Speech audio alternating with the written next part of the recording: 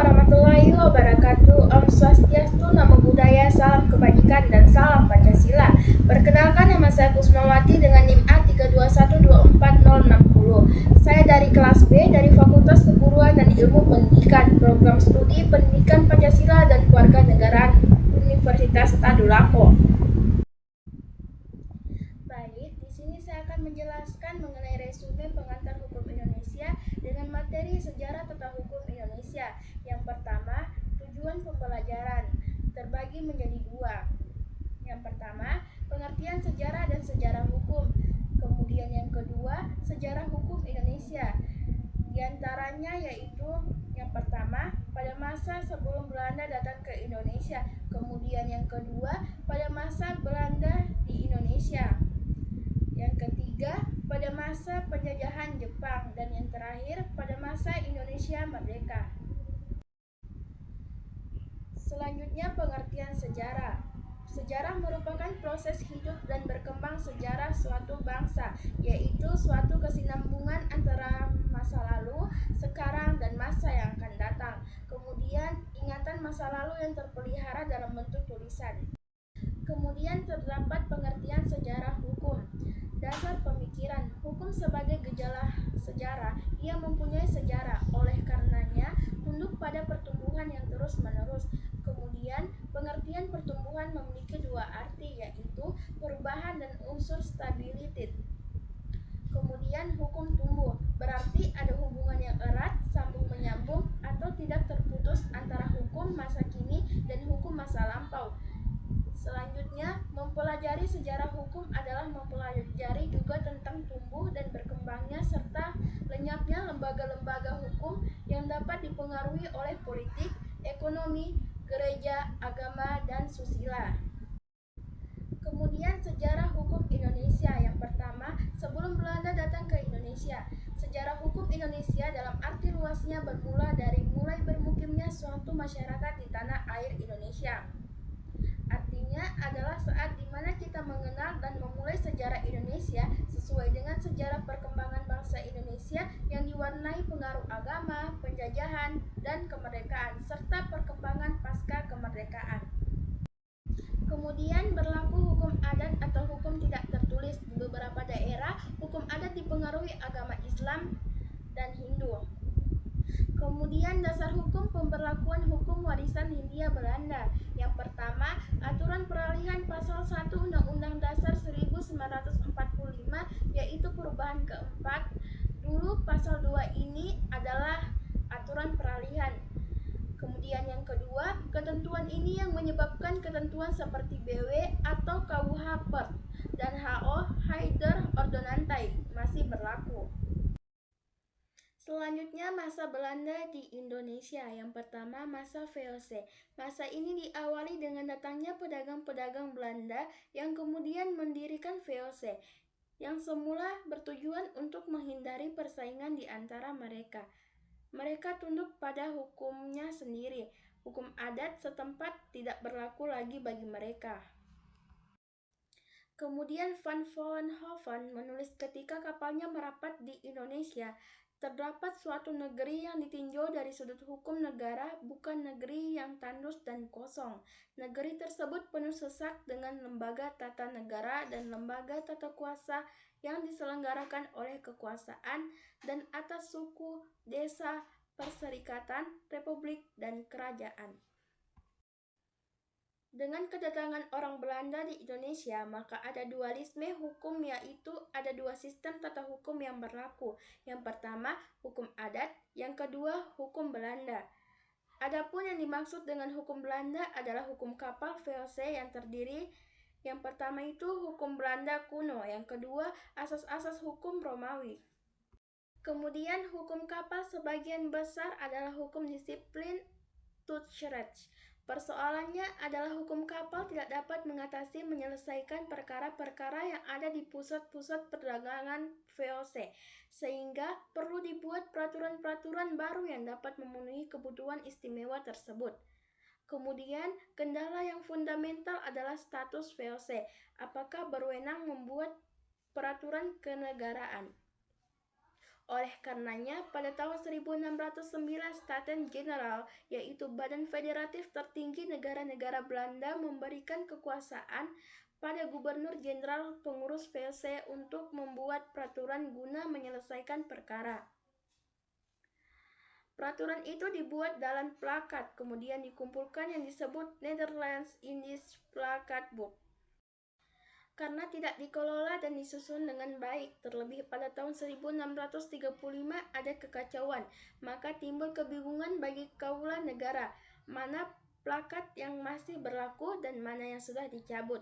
Oleh karena itu, Gubernur Jenderal Van Dremen 1636 sampai 1646 memberi perintah kepada Mr. Johan Maetsuycker, seorang pensiunan dari Hof van Justitie setingkat MA, untuk mengumpulkan dan menyusun plakat dan dibuat buku dengan nama Statuten van Batavia. Dengan demikian, hukum yang berlaku untuk wilayah yang dikuasai VOC adalah: yang pertama, hukum status; yang kedua, hukum Belanda kuno; yang ketiga, asas-asas hukum Romawi. Di samping itu, bagi VOC berlaku keistimewaan sebagai berikut. Yang pertama, hak monopoli pelayaran perdagangan. Yang kedua, hak menentukan angkatan perang. Yang ketiga, hak mendirikan benteng. Yang keempat, hak mengumumkan perang atau perdamaian. Dan yang terakhir, mencetak uang. Namun, karena dalam penyelenggaraan usahanya VOC banyak terjadi korupsi, sehingga berakibat pada bangkrutnya VOC sehingga akhirnya dibubarkan. Kemudian, masa penjajahan Belanda 1800 sampai 1942. VOC politik, kemudian bubar. Indonesia jatuh ke tangan Inggris. Raffles sebagai gubernur jenderal. Tidak banyak perubahan di bidang hukum dengan Konvensi London 1814. Inggris menyerahkan kekuasaan atas Indonesia ke tangan Belanda kembali. Kemudian perubahan di bidang hukum tidak signifikan. Akhirnya berdasarkan Konvensi London pada tahun 1814, Indonesia diserahkan kembali ke Belanda. Namun, pada tahun 1848 adalah tahun yang penting bagi sejarah hukum Indonesia, yaitu saat diberlakukannya hukum bagi masyarakat Eropa di Indonesia dengan asas konkordansi. Pada masa itu terjadi kodifikasi, pengumpulan hukum-hukum yang sejenis ke dalam satu kitab yang disusun secara sistematis dan lengkap. Di Hindia Belanda yang diketuai Mr. Scholten van Haarlem. Artinya, kodifikasi hukum yang ada di Indonesia adalah tiruan kodifikasi hukum Belanda yang berlaku di Belanda. Kodifikasi yang berhasil dilakukan antara lain: yang pertama, Reglement of the Rechtsgelijk Organisatie (RO) atau Peraturan Organisasi Pengadilan. Yang kedua, Algemene Bepalingen van Wetgeving (EB) atau Ketentuan Umum tentang Peraturan Perundang-undangan. Yang ketiga, BW Burgerlijk Wetboek atau Kitab-kitab Undang-undang Hukum Perdata. Tahun 1866 berlaku KUHP bagi orang Eropa. Tahun 1918 berlaku Wetboek van Staatsrechtswijs bagi semua golongan rakyat Hindia Belanda. Semua Reglement of the Rechtsgelijk Organisatie akan diberlakukan di seluruh Hindia Belanda, tetapi keadaan tidak memungkinkan. Pada tanggal 1 Mei 1848 hanya berlaku bagi daerah Jawa dan Madura. Untuk luar Jawa dan Madura, tiap-tiap keresidenan diatur sendiri. Kemudian dirubah menjadi peraturan umum yang dimulai berlaku 1 Juli 1927 yang disebut Reglement Buitenwest. Beberapa pasal yang perlu diketahui dari Algemene Bepalingen EB yang merupakan politik hukum Belanda. Yang pertama, pasal 6 EB, penduduk Indonesia dibeda-bedakan dalam golongan Eropa, bumi putera, dan yang disamakan. Yang kedua, pasal 7 EB yang dipersamakan dengan Eropa, yaitu orang Kristen termasuk orang-orang Indonesia yang menganut agama tersebut.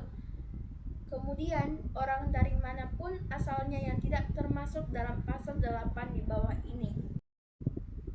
Kemudian pasal 8 EB yang dipersamakan dengan bumi putera, yaitu orang Arab, Tionghoa, dan semua orang yang beragama Islam.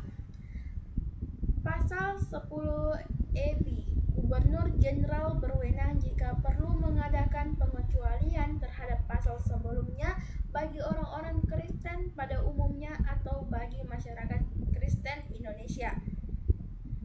Kemudian pasal 11 EB, hakim menerapkan hukum perdata Eropa bagi golongan Eropa dan hukum adat bagi golongan pribumi sehingga terjadi dualisme hukum. Kemudian masa Raja Strickland R.R 1855 sampai 1926. Bila dilihat isinya, R.R merupakan undang-undang dasar penjajahan Belanda yang lahir karena adanya perubahan undang-undang dasar di Belanda. Tahun 1920 beberapa pasalnya mengalami perubahan yang dikenal dengan R.R baru. Pasal 75 R.R baru isinya memperlakukan ketentuan hukum yang lama bagi golongan penduduk. Kemudian masa Indices State Travelling 1926 sampai 1942 sebagai akibat perubahan Undang-Undang Dasar Belanda tahun 1922, pemerintah di Hindia Belanda merubah R.R menjadi Indices State Travelling atau IS. Yang kedua, pada masa ini tetap ada pluralisme di bidang hukum karena pasal 131 IS sama dengan pasal 75 R.R. Kemudian, masa penjajahan Jepang 1942 sampai 1945. Pada masa ini tidak banyak perubahan hukum di Indonesia. Yang perlu diingat yaitu Undang-Undang Nomor 1 tahun 1942 tentang berlaku kembali semua peraturan Hindia Belanda yang tidak bertentangan dengan kekuasaan militer Jepang pasal 3.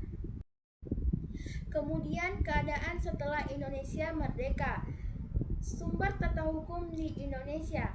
Yang pertama, pembukaan Undang-Undang Dasar 1945 yang bunyinya atas berkat rahmat Allah yang Maha Kuasa. Disusunlah kemerdekaan Indonesia dalam suatu undang-undang negara Indonesia. Yang kedua, pasal 2, aturan peralihan Undang-Undang Dasar 1945. Kini pasal 1, aturan peralihan Undang-Undang Dasar 1945 amandemen keempat. Yang ketiga, hukum adat. Selanjutnya, kesatuan hukum dengan adanya konsep wawasan Nusantara yang didasari oleh pembukaan Undang-Undang Dasar 1945 yang salah satu pokok pikiran di dalamnya yaitu yang pertama, melindungi segenap bangsa dan seluruh tumpah darah Indonesia dengan berdasarkan persatuan dan mewujudkan keadilan sosial bagi seluruh rakyat Indonesia. Sekian dari saya ucapkan terima kasih.